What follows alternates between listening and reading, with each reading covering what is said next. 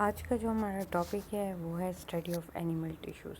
ठीक है, animal tissues के बारे में मैं आप लोगों को पहले भी बता चुकी हूँ कि बहुत सारे हमारे जिस्म में बहुत सारे मुख्तलिफ टिश्यूज़ होते हैं। ठीक है, एनिमल टिश्यूज़ जो कि डिफरेंट फंक्शन जो हैं वो परफॉर्म करते हैं। ठीक है, तो इससे रिलेटेड मैं आप लोगों को वीडियोस भी वक्तन दिखाती रही हूँ और भी हैं आप लोगों के सिलेबस का हिस्सा, जिसमें हम आपको ये बताएंगे कि कौन से टिश्यूज़ होते हैं और उनका क्या फंक्शन होता है। ठीक है, सो अभी हम स्टार्ट करते हैं।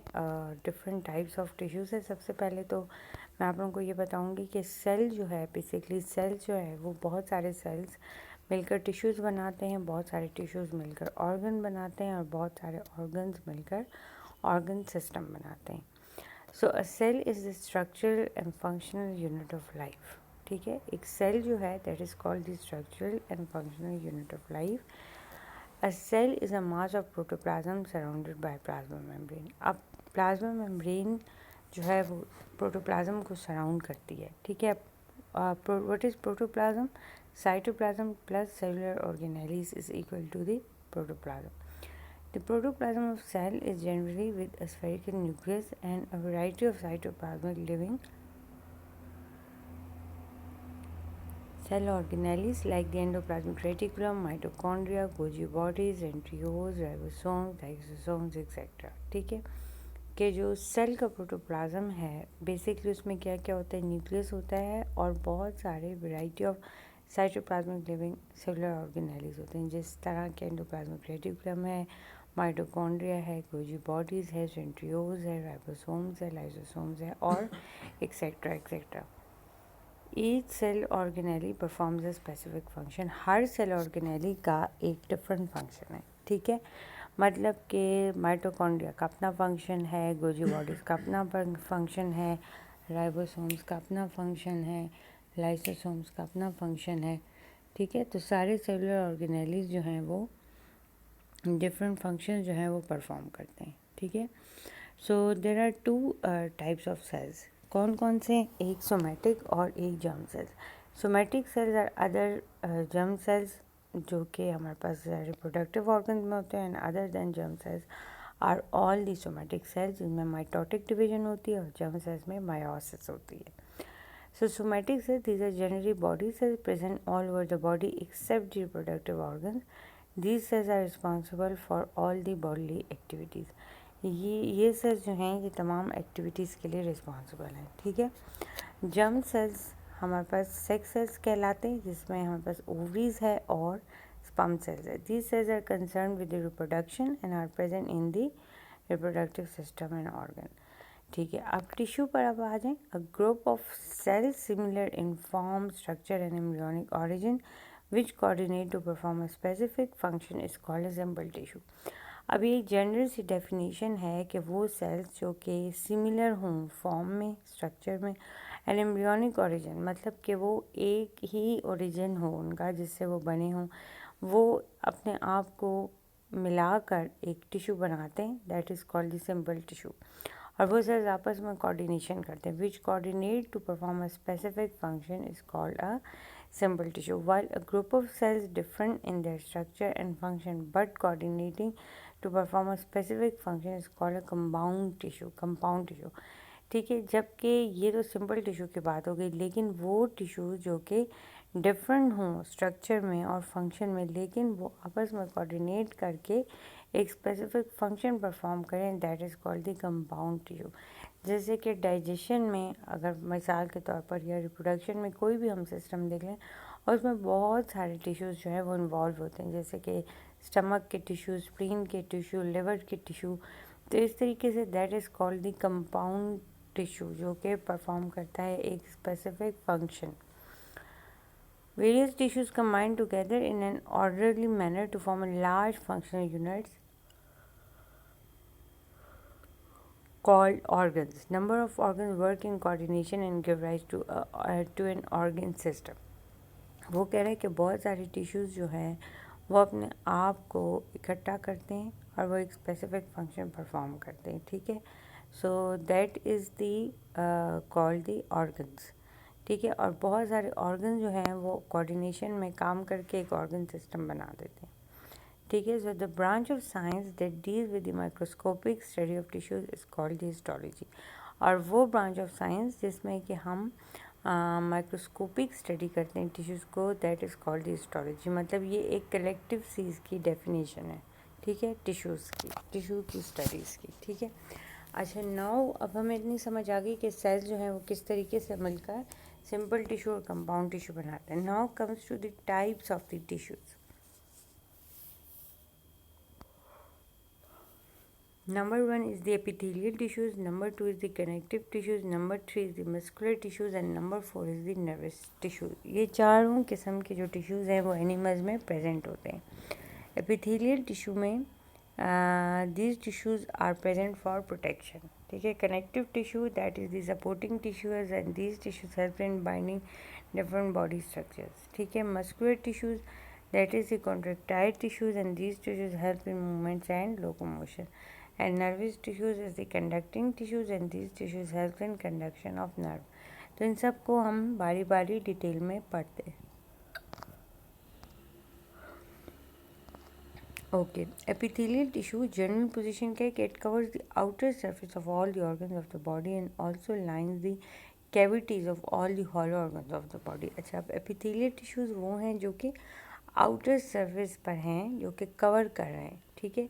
और वो ऑर्गन्स जो कि जिनके अंदर हॉलो एक्टिविटी है, जैसे कि स्टमक है या फिर कोई और ऑर्गन है जैसे कि ब्रेन है, तो उसके अंदर की जो सरफेस है, फॉर एग्जांपल आप मिसाल के तौर पे एक फ़ुटबॉल ले लें. फुटबॉल की एक आउटर कवरिंग होती है और एक अंदर भी उसकी सरफेस होती है जो कि हॉलो कैविटी को कवर करती है. तो वो दोनों जो हैं वो एपिथेलियल टिश्यू से मिलकर बनी है, ऊपर वाली भी और अंदर वाली भी, जो कि उस कैविटी को अंदर से कवर कर रही है, लाइन कर रही है, ठीक है.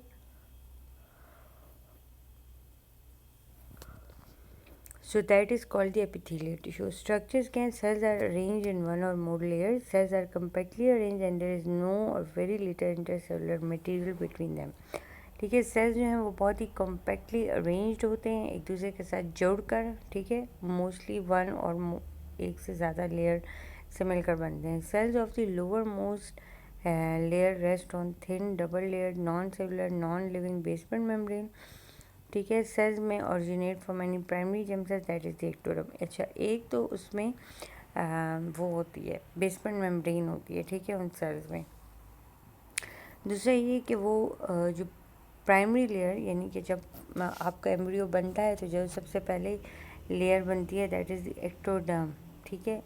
उससे ही एपिथेलियल टिश्यू के जो सेल्स हैं वो ओरिजिनेट होते हैं. जो सबसे एक्टोडर्म जो सबसे बाहर वाली होती है, सेल्स में originate from any primary germ that is the ectoderm. इसमें एपिडर्मिस ऑफ स्किन है,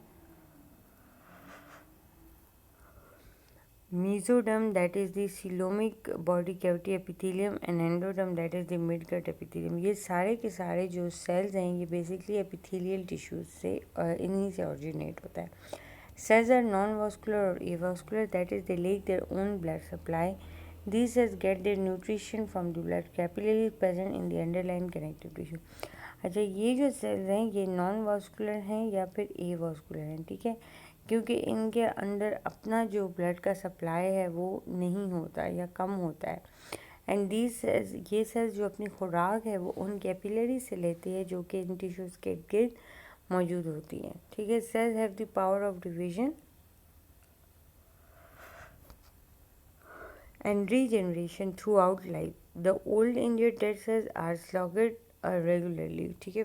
मतलब कि ये जो सेल्स हैं इनके अंदर डिवीजन की और रीजनरेशन की जो पावर है वो थ्रू आउट द लाइफ रहती है, ठीक है. ये डिवाइड भी होते हैं, रीजनरेट भी होते हैं. और जो पुराने ज़ख्मी सेल्स होते हैं वो गिर जाते हैं और वो रिमूव्ड हो जाते हैं नए वन से. मतलब कि ये ज़ाहिर बात है ये स्किन पर मौजूद होते हैं. अगर कोई चोट आ जाए या कोई सेल्स डैमेज हो जाए तो वो उससे रिसाइकल हो जाते हैं. Free surface of the cells में भी स्मूथ और may have the hair like cilia और माइक्रोविलाई, ठीक है जी. अब इसकी टाइप कौन कौन सी हमने पढ़ी, एक सिंपल पढ़ी, एक कंपाउंड पढ़ी. इसमें डिटेल में जाने की ज़रूरत नहीं, सिर्फ आपको कोई नाम आनी चाहिए कि सिंपल में कौन कौन से हैं और कंपाउंड में कौन कौन से हैं. Connective tissue that arise from the mesoderm of the embryo, most abundant type of animal tissue. अब कनेक्टिव टिश्यू जो है वो mesoderm से originate हो रहा है. पहले वाला तीनों से हो रहा था, एक्टोडर्म से भी हो रहा था, mesoderm से भी हो रहा था, एंडोडर्म से भी हो रहा था. लेकिन जो कनेक्टिव टिश्यू है वो सिर्फ और सिर्फ mesoderm की जो लेयर होती है उससे originate होता है. The connective tissue consists of variously shaped cells wide apart in a large amount of non-living intercellular or extracellular material called the matrix. The matrix is also called the ground substance. It is usually secreted by the connective tissue cells themselves. ठीक है, ये जो है ये matrix भी इसमें present होता है सेल्स के अंदर. ठीक है, और ये मोस्टली जो कनेक्टिव टिश्यूज होते हैं ये ऐसा खुद ही से सिक्रीट करता है. ठीक है, this ground substance permits the diffusion of food material, water, gases and waste to and from the cell. अच्छा, इसकी एक ख़ास बात ये है कि ये डिफ्यूजन को अलाउ करते हैं कनेक्टिव टिश्यू, जिसमें से कि फूड मटेरियल, वाटर, गैसेस जो है वो अंदर आती हैं और वेस्ट जो है वो बाहर जाता है. So that is to and from the cells. Thus, connective tissue usually comprises of two components, that is the matrix and cells. ठीक है, the nature and proportion of these components vary in different kinds of connective tissue. Almost all connective tissues are highly vascular in nature, and in all connective tissues except blood, the cells secrete fibers of structural proteins called the collagen और elastin. कह रहे हैं कि तकरीबन सब के सब जो कनेक्टिव टिश्यूज़ है वो वॉस्कुलर इन नेचर है. ठीक है, वॉस्कुलर का मतलब क्या है कि उसमें से जो फूड मटेरियल है या वाटर्स है या फिर वो ट्रांसफ़र होता है, ये कि पास होता है. ठीक है, सो इन ऑल कनेक्टिव टिश्यूज़ सिवाय ब्लड के, ठीक है, सब कनेक्टिव टिश्यूज़ जो हैं वो फाइबर्स को सिक्रीट करते हैं, जैसे कि कोलेजन और इलास्टिन. ठीक है, एक ब्लड सेल्स नहीं करता, बाकी सब करते हैं. सो कनेक्टिव टिश्यूज़ की 3 टाइप्स हैं. Connective tissues proper, fluid connective tissue and skeletal connective tissue. इन तीनों के आपको सिर्फ नाम याद होने चाहिए कि कनेक्टिव टिश्यू में क्या कौन कौन से आते हैं, फ्लूइड कनेक्टिव टिश्यू में क्या आता है और स्केलेटल कनेक्टिव टिश्यू में क्या आता है. ठीक है, ये इसकी एक डायग्राम है जो सिर्फ आपकी नॉलेज के लिए. Now comes to the muscular tissues. The muscle tissues arises from the embryonic mesoderm and makes up about the 40% of a mammal's body weight. अच्छा, ये mesoderm से बनता है और ये तकरीबन जो बॉडी वेट है उसका 40% ये ऑक्यूपाइड करता है. जनरल स्ट्रक्चर क्या है कि the muscular tissue is made up of thin elongated contractile muscle fiber. Hence it is also called the contractile tissue. अब इसमें जो है ये thin elongated और contractile muscle fiber से मिलकर बनता है. ठीक है, the fibers have the ability to contract due to presence of protein filaments of myosin and actin. Hence they play an important role in locomotion and movement. अच्छा, ये जो है मस्कुलर टिश्यू, इसमें बेसिकली आपके पास 2 टाइप्स की protein होती हैं, myosin और एक्टिन. ठीक है, जिसका रोल है, इनका रोल है लोकोमोशन में, ठीक है, और मूवमेंट में. So these are very important muscular proteins. Muscle fibres are thin elongated cell with one or many nuclei. ये इसका स्ट्रक्चर बता रहे हैं. The plasma membrane or the outer covering of muscle fibre is called the sarcolemma. अच्छा, इसमें जो muscle cells है इसमें हम सेल मेम्ब्रेन नहीं कहते बल्कि प्लाज्मा मेम्ब्रेन नहीं कहते बल्कि सार्कोलेमा कहते हैं. ठीक है, ये इसका स्पेसिफिक नेम है only for the muscle cell. The cytoplasm of a muscle fiber is called the sarcoplasm, and the sarcoplasm is largely occupied by longitudinal parallel protein threads called the myofibers. Arranged along the axis of the fiber, these protein threads contain the myosin and actin. The muscular tissue is innervated with nerve fibers. They are vascular and are supplied with blood vessels which carry nutrients and take away the metabolic waste. अच्छा, अब इसमें होता क्या है कि जो muscular tissue है that is the innervated, मतलब इसमें बहुत ज़्यादा नर्व फाइबर्स जो हैं वो सप्लाइड होते हैं. They are vascular and are supplied with blood vessel which carry the nutrients and take away the metabolic waste. अच्छा, अब उसमें क्योंकि ये वास्कुलर इन नेचर है तो ये इसमें ब्लड वेसल्स भी पास हो रही हैं जो कि न्यूट्रिएंट्स और गैसेस को लेकर जाती हैं और वेस्ट को जो है वो बाहर निकालती हैं. So this is basically the tissues which are vascular. Vascular इसीलिए क्योंकि ये सप्लाई करती है गैसेस को, फूड को और वेस्ट मटेरियल को बाहर निकालती है। अच्छा, अब इसके फंक्शन की तरफ आ जाएं। So it brings about the movements of the body parts and locomotion of the organism. Very simple. Many muscles support bones and other structures. Facial expression and gestures also depends on muscle. मतलब even कि जो face पे आपके expression और gestures होते हैं, इनमें भी मसल्स ही इन्वॉल्व होते हैं। Muscles are responsible for the heartbeat, for the flow of blood through the vessels, for the passage of food through the alimentary canal, for the flow of air through the respiratory tract, for the production of sound, and for the release of secretions and waste products through the ducts. मतलब कि ये इतनी सारे जो functions हैं, ये सब के किसके हैं? ये हैं मसल्स टिश्यूज़ के। ठीक है, कि मसल्स के कहाँ कहाँ पर इन्वॉल्व है? ब्लड फ्लो में है। ठीक है, passage of food through the एलिमिनेटरी canal में हम जो खाना खाते हैं और आग की नाली से खाना नीचे जाता है, वो भी मस्कुलर कंट्रैक्शंस होती हैं। ठीक है, for the flow of air through the respiratory tract से जो एयर फ्लो होती है उसमें भी रोल है। For the production of sound and for the release of secretions.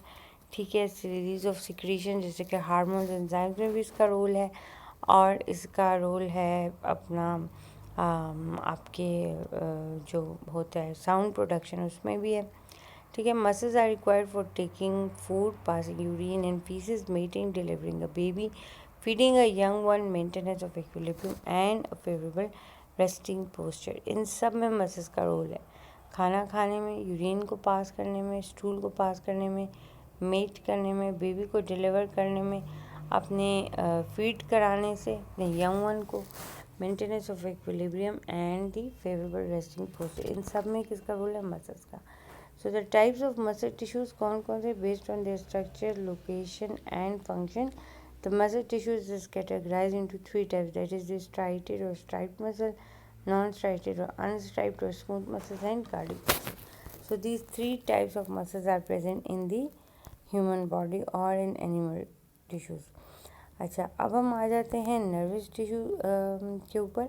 The nervous tissue arises from the ectoderm of the embryo. ये ectoderm से arise होते हैं। जो पहले वाला था, सबसे पहला, वो तीनों से हो रहा था। जो बीच के दो थे वो मेरे ख्याल से मीजोडर्म से था। और अभी ये जो है, ये सिर्फ नर्वस टिश्यू जो है वो सिर्फ एक्टोडर्म से अराइज होता है। स्पेशल प्रॉपर्टीज़ क्या है? The cells of the nervous tissue provide the quickest means of communication with the body and help the body to give response to the external stimuli. बिल्कुल क्विकली कोई चीज़ touch करे, pin break हो, फॉरन brain को signal जाता है। ठीक है, that is all because of the nervous tissue. Cells of the tissue, that is the neurons are considered as impulse. मतलब एक न्यूरॉन से दूसरे, दूसरे से तीसरे, तीसरे से चौथे और ब्रेन तक ये स्टिमुलस जो है वो न्यूरॉन्स के थ्रू पास होता है कि कोई चीज़ आपको टच हुई है या किसी चीज़ ने आपको तकलीफ पहुंचाई। Generating an impulse, conducting neurons possesses 2 important basic properties, that is the excitability and conductivity. Excitability is excitation by external stimulus by changing the action potential of the membrane, and conductivity is to carry a wave of electric impulse from the dendron to axon. मतलब वो ये कह रहा है कि जो excitability है वो क्रिएट होती है एक्सटर्नल स्टिमुलस की वजह से। ठीक है, बाहर के स्टिमुलस की वजह से, by changing the action potential of their membrane. और कंडक्टिविटी जो है, that is to carry a wave of electric impulse from the dendron to axon. मतलब कि ये न्यूरॉन का स्ट्रक्चर बता रहे हैं। जनरल स्ट्रक्चर क्या है? Nervous system is made up of nervous tissue and nervous tissue is compose of nerve cells और neurons and supporting cells called the neuroglia और ग्लायल सेल्स। मतलब ये उसकी एग्जांपल हैं। ठीक है, जो कि नर्वस टिश्यू की। इसमें हमारे पास स्ट्रक्चर में यूनिपोलर, बाइपोलर, मल्टीपोलर है। जो फंक्शन है, that is the sensory and motor and medullary sheet में मेडुलेटेड और नॉन मेडुलेटेड। ये न्यूरॉन्स की क्लासिफिकेशन है या न्यूरॉन्स की टाइप्स हैं। ठीक है, थैंक यू वेरी मच।